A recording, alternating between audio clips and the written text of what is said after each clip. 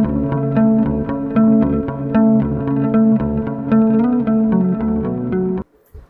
Dear students, welcome to Kataria pharmacy. So students, कैसे हैं आप सब? स्टडी कैसी चल रही है आपकी? तो बच्चों, हम स्टडी कर रहे थे बी फार्मा सेकेंड सेमेस्टर। तो बी फार्मा सेकेंड सेमेस्टर के पिछले लेक्चर में हमने देखा था बायोकेमिस्ट्री के बारे में। आज के इस लेक्चर में हम स्टडी करेंगे पैथोफिजियोलॉजी के कुछ important questions and their explanation. तो हमारी चल रही है B pharma exam booster series. तो आज का हमारा सेकेंड सेमेस्टर का लास्ट लेक्चर होने वाला है बच्चों। तो अगर पीछे के लेक्चर्स आपने नहीं देखे हैं तो इस वीडियो के डिस्क्रिप्शन में जाइए, आपको कंप्लीट प्लेलिस्ट का लिंक मिल जाएगा, वहां जाके आप देख सकते हैं। ये वीडियोस एग्जाम टाइम पे आपकी काफी मदद करने वाली है बच्चों। मैं बार बार ये चीज बोल रहा हूं क्योंकि रिवीजन के लिए बहुत अच्छी वीडियो ये होने वाली है। काफी टाइम देके रिसर्च करके हमने क्वेश्चंस आपके लिए बनाए हैं। तो चलिए स्टार्ट करते हैं। अगर चैनल पे न्यू है तो चैनल को सब्सक्राइब जरूर कर लें और बेल आइकन को प्रेस कर दें, जिससे हमारी आने वाली न्यू वीडियो का नोटिफिकेशन आपको सबसे पहले मिल सके। तो बात करते हैं यूनिट वाइज। सबसे पहले यूनिट फर्स्ट से देखते हैं कौन से शॉर्ट क्वेश्चंस बनने वाले हैं हमारे अकॉर्डिंग और प्रीवियस ईयर पेपर के अकॉर्डिंग। तो चलिए, सबसे पहला क्वेश्चन है एट्रोपी। एट्रोपी क्या होती है? एट्रोपी की जगह डेफिनेशन खूब सारी बनेगी, बहुत ज्यादा डेफिनेशन बनेगी पैथोफिजियोलॉजी के अंदर, क्योंकि छोटे छोटे पॉइंट दे रखे हैं। तो वो डेफिनेशन आपको याद करनी है बच्चा सभी की। तो सबसे पहला है एट्रोपी। एट्रोपी में क्या होता है? जो सेल होती हैं, ऑर्गन्स होती हैं और टिश्यूज होते हैं, उनकी साइज में कमी आ जाती है। क्यों आती है? क्योंकि सेल की साइज में कमी आई। सेल की साइज में क्यों कमी आएगी? या तो कोई मेल न्यूट्रिशन है या एज हो गई है पेशेंट की, तो कोई भी कंडीशन हो सकती है। तो इस चीज को क्या बोलते हैं? एट्रोपी। देखिए डेफिनेशन क्या है इसकी। A decrease in the size of tissue organ due to reduction in cell size और नंबर। या तो सेल की साइज कम हो गई है, सेल का नंबर कम हो गया।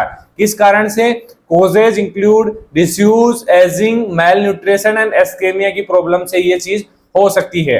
अब देखिए इसका अपोजिट मतलब decrease in size of tissue organs, यहां पे डिक्रीज हो रहा है, लेकिन अगर इंक्रीज होगा तो उसको क्या बोलेंगे?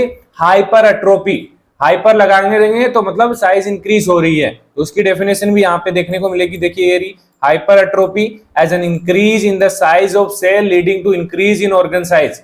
ऑर्गन साइज, जबकि सेल साइज इंक्रीज होगी तो ऑर्गन साइज में भी इंक्रीजमेंट आएगा। तो commonly seen in cardiac and skeletal muscles due to increase workload. Basically cardiac and skeletal muscles के अंदर देखा जाता है, लेकिन कभी कभी आपने सुना होगा कि किसी पेशेंट के लीवर में स्वेलिंग आ गई है। लीवर भी हो जाता है, ये ज्यादा जो हमारी डाइट वगैरह होती है उसके कारण हो जाता है। लेस ऑफ फिजिकल एक्टिविटी, इनके कारण भी हो सकता है। आगे देखिए मेटाप्लेजिया। मेटाप्लेजिया क्या है? इसके अंदर एक कंडीशन है, इसके अंदर एक सेल दूसरी सेल के अंदर कन्वर्ट हो जाती है, दूसरे टाइप की सेल बना लेती है। वो क्यों होता है? बेसिकली देखिए इसमें पता चलेगा। एग्जांपल दे रखा है एक, a reversible change in which one adult cell type is replaced by another. दूसरी सेल से रिप्लेस हो जाती है। क्यों? जैसे देखिए इसमें squamous metaplasia in the respiratory tract. Basically squamous type का मेटाप्लेजिया है in respiratory tract due to smoking. Smoking के कारण हुआ है। कोई भी कारण होता है किसी भी चीज के पीछे, कोई ना कोई फैक्टर्स होते हैं जो इन चीजों को इफेक्ट करते हैं। और देखिए एर्थरोस्क्लेरोसिस।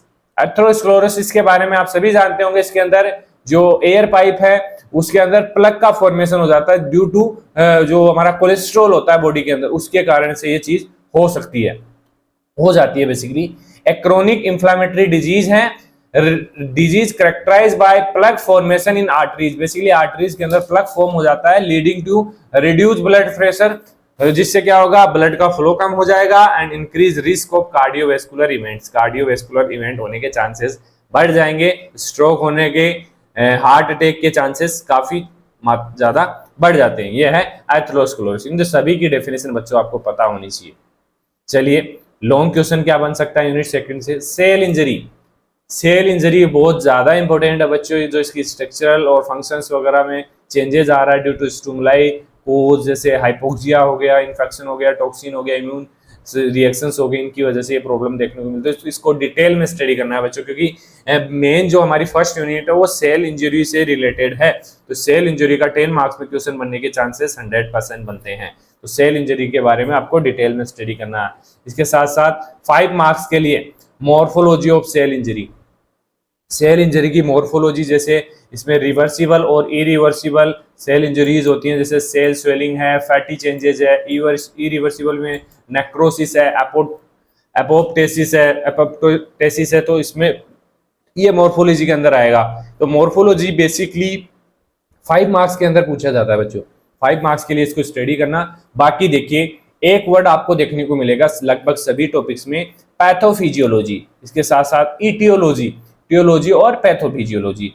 तो जो भी डिजीज का पैथोफिजियोलॉजी दे रखा है ना बच्चों, उन सभी का पैथोफिजियोलॉजी आपको याद करना है। बाकी अगर कंप्लीट याद नहीं हो पा रहा है ना आपसे, तो हम जो आपको बता रहे हैं वो तो 100% याद करना ही है, क्योंकि जो 5 मार्क्स के क्वेश्चन होने वाले हैं ना बच्चों, उनके अंदर पैथोजेनेसिस, पैथोफिजियोलॉजी आपको पूछी जाएगी डिजीज की, क्योंकि सब्जेक्ट ही हमारा क्या है, पैथोफिजियोलॉजी। तो ये क्वेश्चंस तो बनते हैं इसके अंदर। तो देखिए पैथोफिजियोलॉजी ऑफ एथेरोस्क्लेरोसिस पूछ सकता है आपको, 2 मार्क्स में उधर पूछा, लेकिन इधर भी पूछ सकता है। इन्वॉल्व एंडोथेलियल इंजरी, जैसे एलडीएल एक्यूमुलेशन। एलडीएल क्या होता है बच्चों, लो डेंसिटी लिपोप्रोटीन होता है बेसिकली, ये इसको बैड कोलेस्ट्रॉल भी बोलते हैं, जिसके कारण से बेसिकली प्लग का फॉर्मेशन होता है। Foam cell formation and plaque ruptures, ये मतलब पैथोफिजियोलॉजी के बारे में कैसे क्या हो रहा है इसके अंदर, वो डिटेल में स्टडी करना है आपको। वो आप जब स्टडी करेंगे तो आपको पता चल जाएगा।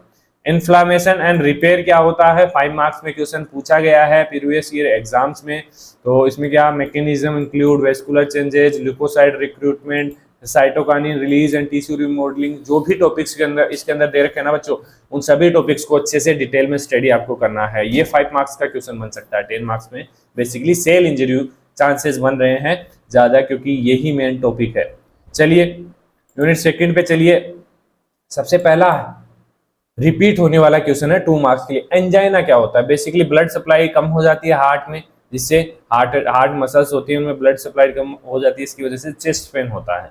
ये बेसिकली ऐसे इस टाइप से डिफाइन कर सकते हैं। बाकी आप कैसी भी डेफिनेशन याद करो, वो आपके ऊपर डिपेंड करता है, आपके माइंड के ऊपर डिपेंड करता है, तो कैसे आप इसको रिप्रेजेंट कर रहे हैं। एक सिंपल डेफिनेशन है, chest pain due to reduce blood flow to heart muscles.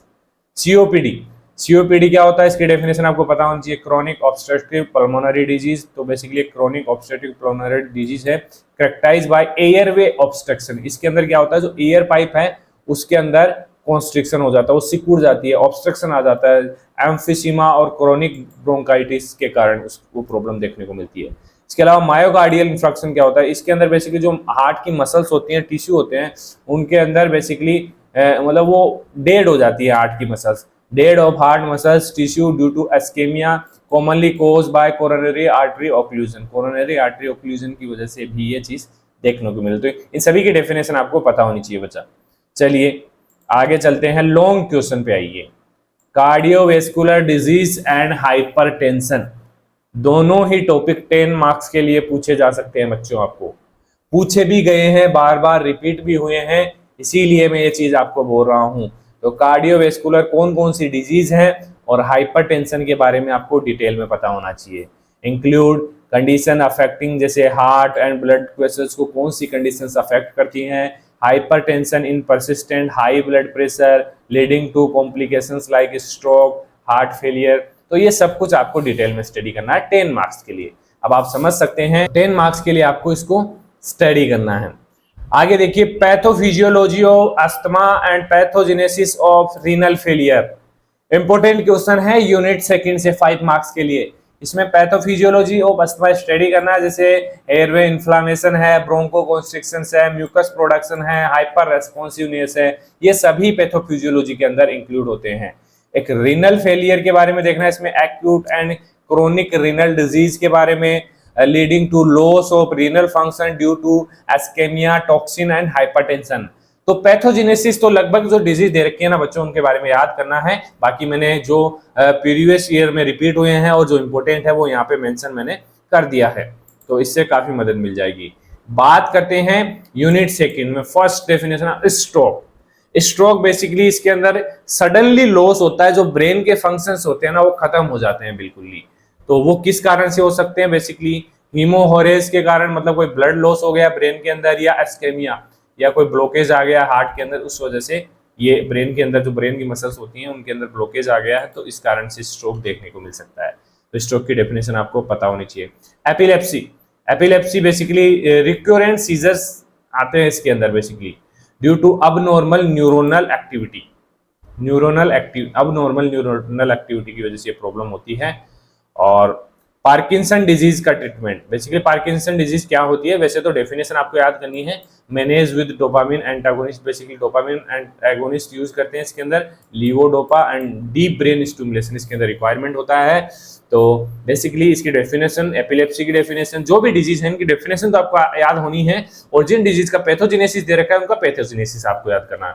आगे देखिए सिकिल सेल एनीमिया, ये बेसिकली एक जेनेटिक डिसऑर्डर होता है, इसके अंदर जो आरबीसी की स्ट्रक्चर है ना वो चेंज हो जाती है, basically a genetic disorder causing abnormal haemoglobin and sickle shape RBC basically इसके अंदर हो जाती है। अब फीमेल सेक्स हार्मोन, 2 हार्मोन्स होते हैं बेसिकली, पूछे जा सकते हैं एस्ट्रोजन और प्रोजेस्टेरोन, तो इतना ही लिखोगे और आपको 2 मार्क्स मिल जाएंगे। तो 2 मार्क्स का क्वेश्चन का यही फायदा है बच्चों। चलिए लॉन्ग क्वेश्चन क्या बन सकता है यूनिट 3 से, pathophysiology of peptic ulcer. Peptic ulcer की पैथोफिजियोलॉजी आपको लिखनी है, imbalance between gastric acid secretion mucosal, ये मैंने बता ही दिया आपको। तो इसमें बेसिकली जो एसिड्स होते हैं और म्यूकोसल मेम्ब्रेन के बीच इम्बैलेंस की कंडीशन बन जाती है। बाकी जो लॉन्ग क्वेश्चन बनेगा ना आपका 10 मार्क्स का, वो बनेगा डायबिटीज पे, डायबिटीज का क्लासिफिकेशन और aetiology and pathology of diabetes, basically जो टाइप फर्स्ट है, टाइप सेकंड डायबिटीज है, किस कारण से होती है, क्यों होती है, कैसे क्या होती है, सब कुछ आपको डिटेल में स्टडी करना। देखिए डायबिटीज एक कॉमन डिजीज है बच्चों, जिस भी सब्जेक्ट में आपको डायबिटीज वर्ड दिख जाए ना तो समझ लेना कि पेपर के अंदर एक ना एक क्वेश्चन डायबिटीज के ऊपर जरूर मिलने वाला है, तो इसके बारे में आपको याद करना। इसके अलावा आगे है pathogenesis of Alzheimer disease, Alzheimer disease का पैथोजेनेसिस आपको याद करना है। Characterize by beta amyloid plug, neurofibrillary tangles and neuronal loss, basically neuronal loss की वजह से होता है, नर्व काम नहीं कर पाती है प्रॉपर तरीके से, तो पैथोजेनेसिस आपको इसका याद करना है। चलिए आगे चलते हैं यूनिट 4 पे। तो ओस्टियोफोरेसिस, ये डेफिनेशन काफी पूछी जाती है बच्चों। ये बेसिकली इसके अंदर जो बोन्स होती है ना, जॉइंट्स होते हैं, वो कमजोर हो जाते हैं धीरे धीरे अकॉर्डिंग टू एज, या फिर कोई खान पान की वजह से, physical less of physical activity की वजह से इसके अंदर, जिससे फ्रैक्चर के जो रिस्क हैं वो बढ़ जाते हैं, तो इसको बोलते हैं बेसिकली ऑस्टियोपोरोसिस। इसकी डेफिनेशन आपको याद करनी है। Inflammatory bowel disease, basically chronic inflammation of gastrointestinal tract include Crohn disease, ulcerative colitis, basically inflammatory disease का एग्जांपल देखें तो क्रोन डिजीज बहुत टाइम पूछा गया क्वेश्चन है, अल्सरेटिव कोलाइटिस ये एग्जांपल्स हैं। तो डेफिनेशन आपको पता होनी चाहिए कि इन्फ्लामेटरी बाउल डिजीज क्या होती है। Hepatitis A basically viral liver infection है, transmitted via faecal and oral route के थ्रू ट्रांसमिट होता है। तो हेपेटाइटिस की डेफिनेशन आपको पता होनी चाहिए, क्योंकि हेपेटाइटिस डिफरेंट डिफरेंट टाइप्स के होते हैं, तो एक ना एक डेफिनेशन आपको पूछी जा सकती है इसके ऊपर। नीचे एक डायग्राम देखिए बच्चों, इसमें जैसे एज के अकॉर्डिंग क्या होता है, जो बोन्स होती है वो धीरे धीरे उनकी जो स्पेस होता है उनके अंदर वो बढ़ता जाता है, मतलब काफी न्यूट्रिएंट्स की कमी होती जाती है इनके अंदर, जो इससे डिजीज कोज होती है, ऑस्टियोपोरोसिस, आर्थराइटिस, ये चीजें होती हैं। चलिए लॉन्ग क्वेश्चन क्या बन सकता है, टाइप ऑफ हेपेटाइटिस, हेपेटाइटिस के ऊपर लॉन्ग क्वेश्चन 5 मार्क्स 10 मार्क्स में बन सकता है। इसमें जो भी इसके टाइप्स हैं उन सभी के बारे में आपको डिस्क्राइब करना है, उन सभी की पैथोफिजियोलॉजी लिखनी है, कैसे ट्रांसमिट होते हैं, कैसे काम करते हैं, सब कुछ। आगे है रूमेटॉइड आर्थराइटिस, जिस ऑटोइम्यून डिसऑर्डर है causing chronic joint inflammation and destruction, इसके अंदर बेसिकली देखने को मिलता है। काफी डेंजरस प्रॉब्लम है रूमेटॉइड आर्थराइटिस की, भी पेनफुल कंडीशंस हो जाती है इसके अंदर जॉइंट्स के अंदर। तो 5 मार्क्स के लिए इसके आपको याद करना है बच्चों। आगे है 10 मार्क्स का क्वेश्चन है कैंसर एंड क्लासिफिकेशन एंड इसका पैथोजेनेसिस आपको लिखना है। तो डिफरेंट डिफरेंट टाइप्स के जो कैंसर्स हैं उनके बारे में और इसका पैथोजेनेसिस आपको डिटेल में स्टडी करना है बच्चों, जिससे 10 मार्क्स आपके कवर हो जाएं। तो includes carcinoma, sarcoma, lymphoma, cause by genetic mutations, environmental factors and chronic inflammation, जो भी है डिटेल में स्टडी करना है कैंसर को। ये एक डायग्राम है, रोमेटोइड आर्थराइटिस बेसिकली इसके अंदर हो रहा है, नॉर्मल जॉइंट के अंदर कोई भी प्रॉब्लम नहीं है। ओस्टियो आर्थराइटिस के अंदर देखिए धीरे धीरे जो बोन्स का बीच में जो फ्रैक्चर्स आने लग जाते हैं, ये देखिए रूमेटॉइड आर्थराइटिस के अंदर भी फ्रैक्चर्स आ रहे हैं बोन्स के अंदर, तो ये बेसिकली रूमेटॉइड आर्थराइटिस के अंदर होता है। चलिए जो लास्ट यूनिट है उसके अंदर शॉर्ट क्वेश्चन, बेसिकली मेनिंजाइटिस क्या होता है, तो आपने सुना होगा जो मेनिंजस है, ब्रेन की जो लेयर है, प्रोटेक्टिंग लेयर है, उसके अंदर इन्फ्लामेशन आ जाता है। तो इस प्रॉब्लम को बोलते हैं मेनिंजाइटिस, कोज बाय बैक्टीरियल और वायरल इन्फेक्शन की वजह से हो सकती है। डेफिनेशन पूछी जाती है बच्चों 100%, क्योंकि काफी पेपर्स के अंदर रिपीट हुई है। लेप्रोसी क्या होती है? बेसिकली एक क्रोनिक इन्फेक्शन है, डिजीज है, cause by mycobacterium leprae affecting skin and nerve. Basically skin और नर्व को अफेक्ट करता है। इसकी डेफिनेशन पूछी जा सकती है, इतनी ज्यादा नहीं है लेकिन इंपॉर्टेंट है, डेफिनेशन आपको याद होनी चाहिए। अब आते हैं हम लॉन्ग क्वेश्चंस पे यूनिट 5 में। Pathogenesis of TB, tuberculosis. Basically mycobacterium tuberculosis की वजह से, ये माइक्रोबैक्टीरियम की वजह से कोज होती है इन्वॉल्व। प्राइमरी इन्फेक्शन क्या हो जाता है? Latent phases, reactivation, leading granuloma formation. Basically pathogenesis आपको याद करना है। देखिए अब आपने इसके अंदर देखा होगा कि पैथोजेनेसिस कितना इंपॉर्टेंट है बच्चों। तो पैथोजेनेसिस आपको कंप्लीट याद कर लेना है सभी का। मैं जैसे बोल रहा हूँ, मेरी बात मान लेना, एक बार पैथोजेनेसिस सबका याद कर लेना, आपका पेपर अच्छा होगा, अच्छे मार्क्स आपको मिलेंगे। एड्स, ये 10 मार्क्स के लिए क्वेश्चन बन सकता है बच्चों। AIDS cause by HIV leading to immune suppressions, opportunity infections, progressive disease. Detail में स्टडी करना पड़ेगा इसको आपको। एड्स, डायबिटीज, इन दोनों को आपको डिटेल में स्टडी करना है, और कैंसर, तीन चीजों को, तीनों ही मोस्ट पॉपुलर डिजीज है। पैथोफिजियोलॉजी ऑफ UTI, ये 5 मार्क्स के लिए आपको स्टडी करना है। Infection of urinary tract leading to inflammation, dysuria and complications like pyelonephritis, nephritis. तो ये हमारे कंप्लीट हो चुके हैं। पैथोफिजियोलॉजी सेकंड सेमेस्टर हमारा कंप्लीट हो चुका है। अब हम थर्ड सेमेस्टर स्टार्ट करेंगे बच्चों।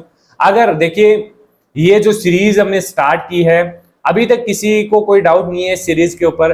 अगर आप कोई चेंजेस करना चाहते हैं इस सीरीज में कि किस चीज की कमी आपको फील हो रही है जो हम ऐड कर सकते हैं इसके अंदर, तो उसके लिए आप हमें कमेंट करके बता सकते हैं, जिससे हम इंप्रूव करने की कोशिश करेंगे। क्योंकि आप लोगों को क्या चाहिए वो अगर हम आपको देंगे ना, तो आपके लिए बहुत मतलब फायदेमंद होने वाला है एग्जाम के अंदर। क्योंकि बच्चों की डिमांड जो होती है ना, वो पूरी होनी चाहिए। क्योंकि जिस टाइप से आपका जो साइकोलॉजी है, वो कैसे आपको क्या चीज चाहिए, कौन सा कंटेंट चाहिए, वो आपके ऊपर डिपेंड करता है। तो आप कमेंट करिए बेझिझक, कोई दिक्कत नहीं है, कमेंट करके आप हमें बता सकते हैं। तो बने रहिए हमारे साथ, मिलते हैं नेक्स्ट वीडियो में। धन्यवाद।